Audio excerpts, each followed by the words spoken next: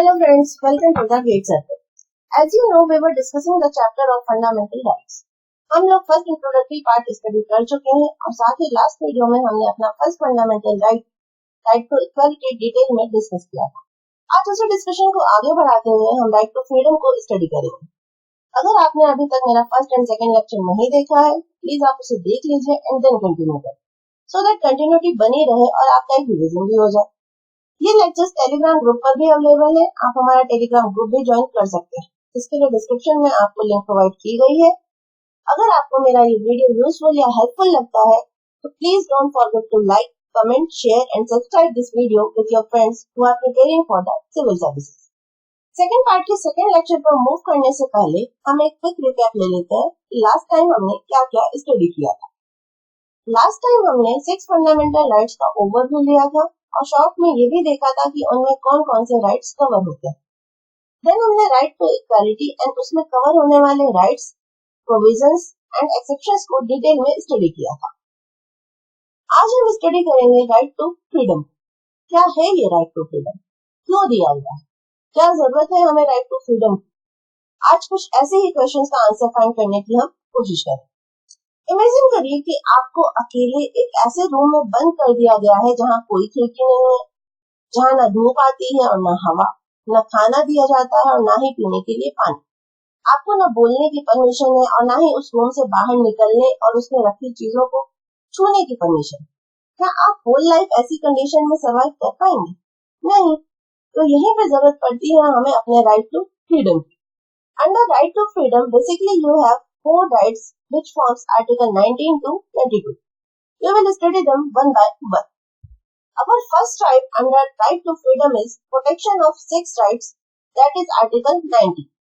This right is available only to the citizens and shareholders of a company, not foreigners or other legal entities. This right is provided only against the state and not against private individuals. कहने का मतलब ये है कि article 19 में दिए गए rights सिर्फ और सिर्फ सिटीजन्स के लिए और किसी कंपनी के शेयर होल्डर्स के लिए ही अवेलेबल है और किसी फॉरेनर या अदर लीगल एंटिटीज के लिए नहीं। आप इसका यूज सिर्फ स्टेट के खिलाफ कर सकते हैं, किसी प्राइवेट इंडिविजुअल के खिलाफ नहीं कर सकते। You can not use this right against your friends और anyone else. Originally, Article 19 contains 7 rights, but the right to acquire, hold and dispose of property was deleted by the 44th Amendment Act of 1978.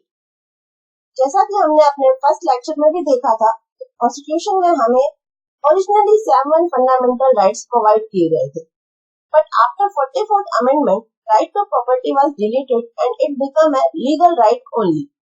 After 44th amendment only 6 rights left under fundamental rights. The state can impose reasonable restrictions on the enjoyment of these 6 rights only on the grounds mentioned in the Article 19 itself and not on any other grounds. Article 19 में दिए गए rights पर state restrictions लगा सकता है, but restrictions का ground and base वही होना चाहिए जो कि आर्टिकल 19 में प्रोवाइड किया गया। Other than that state can not impose restrictions on these 6 rights given under article 19। Under this right we have given 6 rights: right to freedom of speech and expression, right to assemble peacefully and without arms, right to form associations or unions or cooperative societies, right to move freely throughout the territory of India, right to reside and settle in any part of the territory of India, right to practice any profession or to carry on any occupation, trade or business. Now we will study these rights in detail one by one. The first right given under right to protection of 6 rights is right to freedom of speech and expression.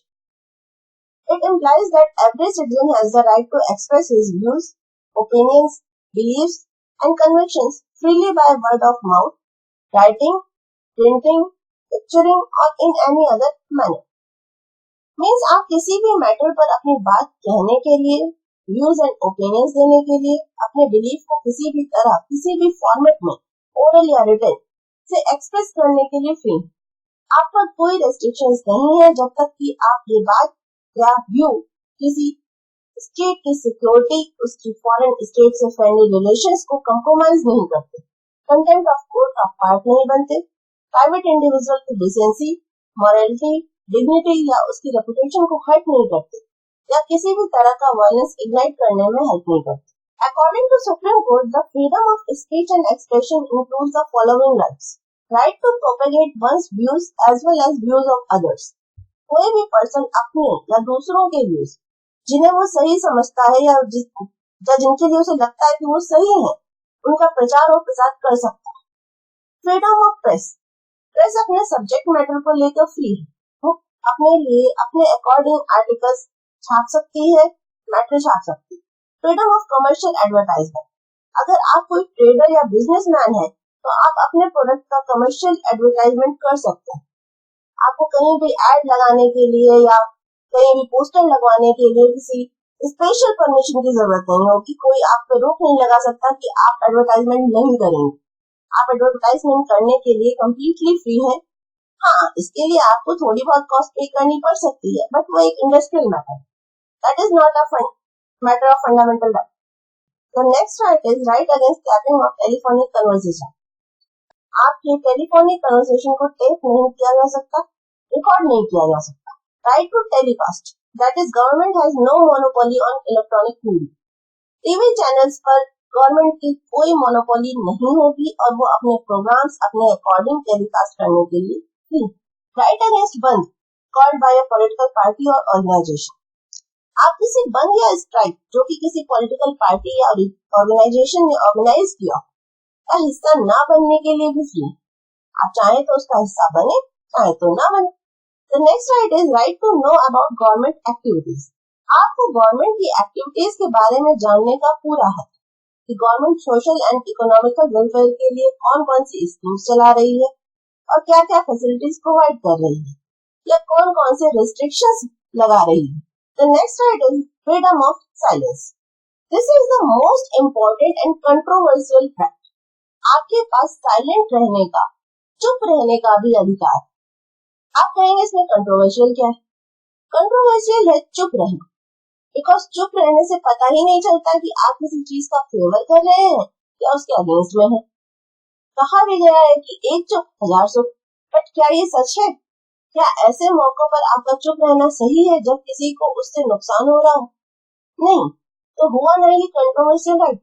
अब वैसे भी आवाजें वही सुनी जाती हैं जो उठती हैं, जो उठी ही नहीं वो आवाज कैसी?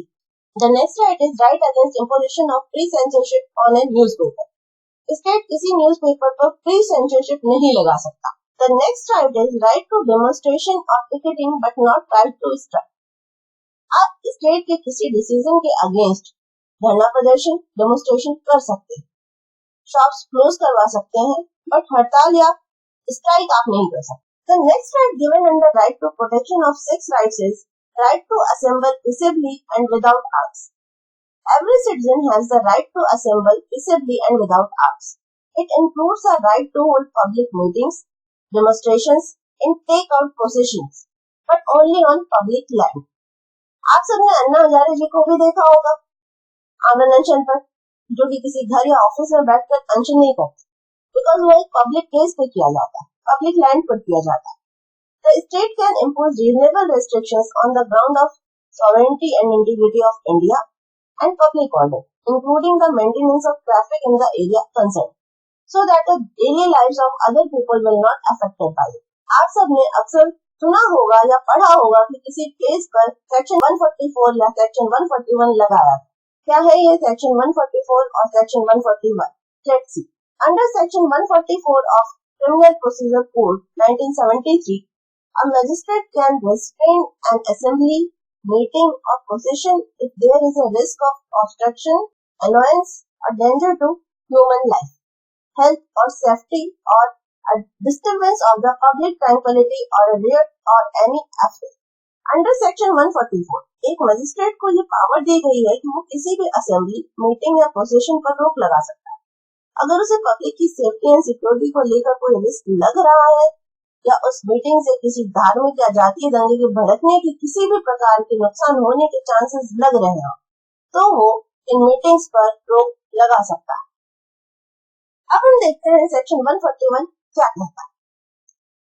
Under section 141 of the Indian Penal Code, an assembly of 5 or more persons become unlawful if the object is to resist the execution of any law or legal process, to forcibly occupy the property of some person, to commit any mischief or criminal trespass, to force some person to do an illegal act, and to threaten the government or its officials on exercising lawful powers. Means 5 या 5 से ज्यादा लोग किसी जगह पर इकट्ठे होकर assembly बनाकर किसी कानून का विरोध नहीं कर सकते, किसी की प्रॉपर्टी पर जबरदस्ती कब्जा नहीं कर सकते, किसी को इलीगल काम करने के लिए फोर्स नहीं कर सकते, और ना ही गवर्नमेंट या उसके किसी ऑफिसर को उसकी पावर्स का यूज करने के लिए उसके अगेंस्ट उसे डरा या धमका सकते हैं. As you know, in our country we have multiple political parties, whether in north or south, associations, unions or cooperative societies like Amul. अरे वही अमूल, मिल्क एंड चीज वाला Amul. But how they came into existence is also a fundamental right. Yes, I'm talking about the next right given under Article 19, that is right to form associations or unions or cooperative societies. It implies that all citizens have the right to form associations or unions or cooperative societies, political parties, companies, partnership funds, societies, clubs, organizations, trade unions or any body of persons. Not only to start but to continue also. Means सभी citizens को ये right equally available है कि वो कोई association, union या cooperative societies बना सकते हैं, कोई political party, company, partnership firm बना सकते हैं, सोसाइटीज, क्लब या ऐसा कोई ऑर्गेनाइजेशन बना सकते हैं जो सोशल एंड इकोनॉमिक वेलफेयर के लिए हो. ऐसा नहीं है कि सिर्फ association, union, club, cooperative, political party बनाने का ही राइट अवेलेबल है, उसे कंटिन्यू करने का, ज्वाइन करने का भी राइट अवेलेबल. आपके पास कोई एसोसिएशन ना बनाने, कंटिन्यू ना करने और ज्वाइन ना करने का भी राइट अवेलेबल है. That means it also cover negative aspect of this right also. According to supreme court, trade union के पास स्ट्राइक करने या लॉकआउट करने का कोई फंडामेंटल राइट अवेलेबल नहीं है, बट ये strike and lockout industrial right के थ्रू किया जा सकता है. The next right under article 19 is right to move freely throughout the territory of India. This freedom entitles every citizen to move freely throughout the territory of country. He can move freely from one state to another or from one place to another within a state. मतलब आप summer vacation या winter vacation में कहीं भी घूमने जा सकते हैं, स्टे कर सकते हैं और घर बनाकर वहाँ रह सकते हैं. There are two dimensions of this right, internal and external. जैसा कि आप यहाँ देख सकते हैं, इंटरनल डायमेंशन वो है जब आप कंट्री की टेरिटरी में घूम रहे हैं, विद इन कंट्री ट्रैवल कर रहे हैं और किसी फॉरेन कंट्री में नहीं जा रहे, जबकि एक्सटर्नल डायमेंशन रिप्रेजेंट करता है आपके आउट ऑफ कंट्री ट्रैवल को. जब आप किसी फॉरेन कंट्री में जाते हैं, वहाँ स्टे करें और फिर वापस आए. आर्टिकल 19 सिर्फ इंटरनल डायमेंशन को कवर करता है, एक्सटर्नल डायमेंशन को नहीं. एक्सटर्नल डायमेंशन आर्टिकल 21 में right to life and personal liberty में कवर होता है. यहाँ रिस्ट्रिक्शन सिर्फ दो ग्राउंड्स पे लगाई जा सकती है. First, general public interest, and second, the protection of interest of any scheduled tribe, so that scheduled tribe के tradition, culture और property को safe रखा जा सके और exploitation से उसे बचाया जा सके. According to Supreme Court, prostitutes के movement पर भी restrictions लगाई जा सकती हैं on the grounds of public health and moral. The next right given under Article 19 is freedom of residence, means right to reside and settle in any part of the territory of India. Every citizen has the right to reside and settle in any part of the territory of country. आप India में कहीं भी temporarily या permanently रह सकते हैं, घर बना सकते हैं. This right has two parts. The right to reside in any part of the country, which means to stay at any place temporarily, and the right to settle in any part of the country, which means to set up a home or domicile at any place permanently. इसमें भी वही restrictions है जो right to movement में. So you can say that right to movement and right to residence are complementary to each other, as they also overlap each other to some extent. Now we come to our next and last right given under Article 19. That is right to practice any profession or to carry on any occupation, trade or business. आप अपने livelihood के लिए कोई भी profession, occupation, trade या business कर सकते हैं. स्टेट इस पर कुछ रीजनेबल रिस्ट्रिक्शंस और कंडीशन लगा सकता है, जैसे कोई प्रोफेशनल या टेक्निकल क्वालिफिकेशन, या फिर स्टेट खुद पार्शियली या कंप्लीटली उस ट्रेड या बिजनेस को मैनेज करे. यहाँ स्टेट के मोनोपोली पर कोई ऑब्जेक्शन नहीं किया जा सकता. और ना ही स्टेट के लिए अपनी मोनोपोली को जस्टिफाई करना जरूरी होगा। The state is not required to justify its monopoly, but ये profession, occupation and trade immoral या dangerous नहीं होने चाहिए, like trafficking of women and children, harmful drugs and explosive, etc. The state has the right to regulate or prohibit these occupations or professions. Right to freedom में हमारा next right है protection and respect of conviction for offences, that is article 20. Article 20 grants protection against arbitrary and excessive punishment to an accused person, whether citizen or foreigner or legal person. कहने का मतलब ये है कि अगर किसी person को किसी ऑफेंस के लिए, किसी अपराध के लिए कोई एक्सेसिव पनिशमेंट या आर्बिट्रेरी पनिशमेंट मिली हो, जो उसे लगता हो कि उसने जो ऑफेंस किया है उसके अकॉर्डिंग बहुत ज्यादा है, तो वो उसके अगेंस्ट कोर्ट में जा सकता है. It contains 3 provisions in this direction: no ex post facto law, no double jeopardy, no self-incrimination. No ex post facto law means no person shall be convicted of any offence except for violation of law enforced at the time of the commission of the act, nor subjected to a penalty greater than that prescribed by the law in force at the commission of the act. किसी person को आप तभी punish कर सकते हैं जब उसने कोई लॉ ब्रीच किया हो, और ये पनिशमेंट लॉ के अकॉर्डिंग भी हो. अगर अकॉर्डिंग टू लॉ उसे 1 ईयर का जेल टर्म मिल रहा हो, तो आप उसे बढ़ाकर 2 या 3 इयर्स नहीं कर सकते. The next provision is no double jeopardy. No double jeopardy means no person shall be prosecuted and punished for the same offence more than once.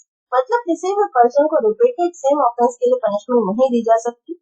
आपने मूवीज में भी ये देखा होगा कि अगर किसी ने किसी का मर्डर कर दिया हो और कन्विक्टेड को जेल टर्म मिला हो and victim any how survive कर दिया, you know typical Bollywood style, तो इस केस में भी विक्टिम के मर्डर पर उसे दोबारा जेल टर्म नहीं मिल सकता. So please try to learn something worthy from the movies और any activity which you do, otherwise that activity is worthless and you are wasting your time on that. अब please कोई movie मत search करने लग जाइएगा आप लोग, it's just an example. The next provision is no self-incrimination. No self-incrimination means no person accused of any offence shall be compelled to be a witness against himself.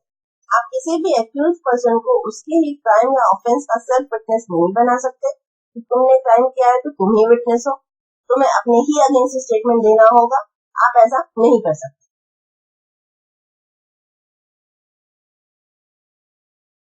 The most important right under right to freedom is protection of life and personal liberty, that is Article 21. Last lecture में भी हमने आपको बताया था कि Article 21 को किसी भी इमरजेंसी में सस्पेंड नहीं किया जा सकता, whether it's external or internal. क्या खास है इस राइट में? Why this is so important for us? What's special in it? Let's see. Article 21 declares that no person shall be deprived of his life or personal liberty except according to procedure established by law.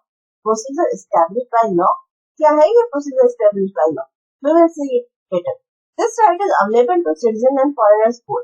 It is available against arbitrary executive and legislative actions. According to procedure established by law, a person can be deprived of his life and personal liberty if Parliament makes a law regarding it. But there is no check and balance whether the law is fair or not. Just or not. While due process of law doctrine not only checks if there is a law to deprive the life and personal liberty of a person, but also see if the law made is fair, just and not arbitrary. If Supreme Court finds that any law is not fair, it will declare it as null and void. It also gives the judiciary to access fundamental fairness, justice and liberty of any legislation. Procedure established by law के according parliament कोई कानून बनाकर किसी person से उसकी life and personal liberty को छीन सकती है, फिर चाहे वो कानून सही हो या फिर गलत या फिर मनमाने ढंग से लागू किया गया हो.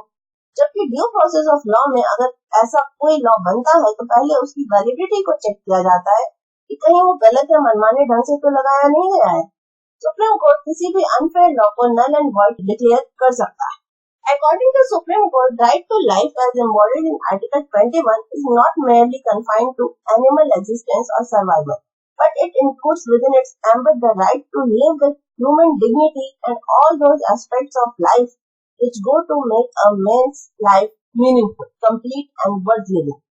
It also ruled that the expression personal liberty in Article 21 is of the widest amplitude and it covers a variety of rights that go to constitute the personal liberties of a man.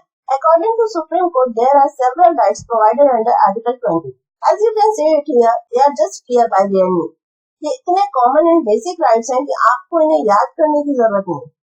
आप 2 या 3 बार देखेंगे तो आपको खुद ही याद हो जाएगा. So I'm not giving any explanation for all these rights. अगर आपको किसी राइट को समझने में कोई प्रॉब्लम होती है या आपने वो टर्म ही फर्स्ट टाइम सुना है तो आप कमेंट करके मुझे बता सकते हैं and in next lecture I will definitely explain it to you. So one by one हम राइट्स देख लेते हैं. Right to live with human dignity, right to decent environment including pollution free water and air and protection against hazardous industries, right to livelihood, right to privacy, right to shelter, right to health, right to free education up to 14 years of age, right to free legal aid, right against solitary confinement, right to speedy trial, right against handcuffing, right against inhuman treatment, right against delayed execution, right to travel abroad, right against bonded labor, right against custodial harassment, right to emergency medical aid, right to timely medical treatment in government hospital, right not to be driven out of state, right to fair trial, right of prisoner to have necessities of life, right of women to be treated with decency and dignity, right against public hanging,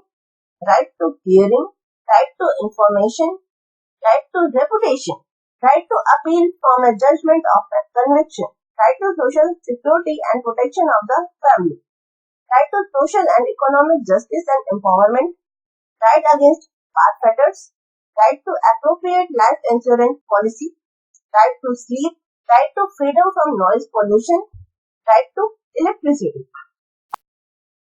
Our next right under right to freedom is right to education, that is Article 21A. Article 21A declares that the state shall provide free and compulsory education to all children of the age of 6 to 14 years in such a manner as the state may determine. Thus, this provision makes only elementary education a fundamental right and not higher or professional education. यह provision 86 Constitutional Amendment Act के through लाया गया था in the year 2002. ये हमारा जो M है education to all का, उसे अचीव करने के लिए बहुत ही important. The government described this step as the dawn of the second revolution in the chapter of children's rights. In pursuance of Article 21A, the Parliament enacted the right to children to free and compulsory education, that's RTE Act 2009. This act seeks to provide that every child has a right to be provided full-time elementary education of satisfactory or equitable quality in a formal school which satisfies certain essential norms and standards. मतलब हर बच्चे को अच्छी quality की elementary education जो कि standard norms and condition को follow करती हो पाने का हक है. इमेजिन करिए कि आपने कोई क्राइम किया और आपको अरेस्ट कर लिया जाता है या आप कोई डिजास्टर्स प्लान बना रहे हैं स्टेट के अगेंस्ट या पब्लिक वेलफेयर के अगेंस्ट जो कि अभी एग्जीक्यूट भी नहीं हुआ है और आपको अरेस्ट कर लिया जाता है in order to prevent that crime. तो क्या हो? Yes, in this condition you also have some rights. Article 22 grants protection to persons who are arrested or detained. Right to freedom का Article 22 आपको protection grant करता है with some conditions. This detention is of two types, punitive and preventive. Punitive detention is to punish a person for an offence committed by him after trial and conviction in a court. While preventive detention means detention of a person without any trial and conviction by a court. Its purpose is to prevent a person from committing an offence in the near future. Punitive के case में आपने offence किया होता है और preventive के case में आप नियर फ्यूचर में ऑफेंस करने वाले होते हैं. Article 22 has two parts. First part deals with the ordinary law and second part is preventive detention law. Article 22 को दो पार्ट में डील किया जाता है. First right under ordinary law and second rights under preventive detention law. Right under ordinary law में ground of arrest बताना जरूरी होता है. आप किसी लॉयर से कंसल्ट कर सकते हैं, अपने लिए लॉयर हायर कर सकते हैं आपको 24 घंटे के अंदर ही किसी मजिस्ट्रेट के सामने पेश किया जाएगा और अगर मजिस्ट्रेट फर्दर डिटेंशन का ऑर्डर्स नहीं देता है तो आपको 24 घंटे के अंदर रिलीज भी किया जा सकता है। These are the rights given under Article 22 under ordinary law.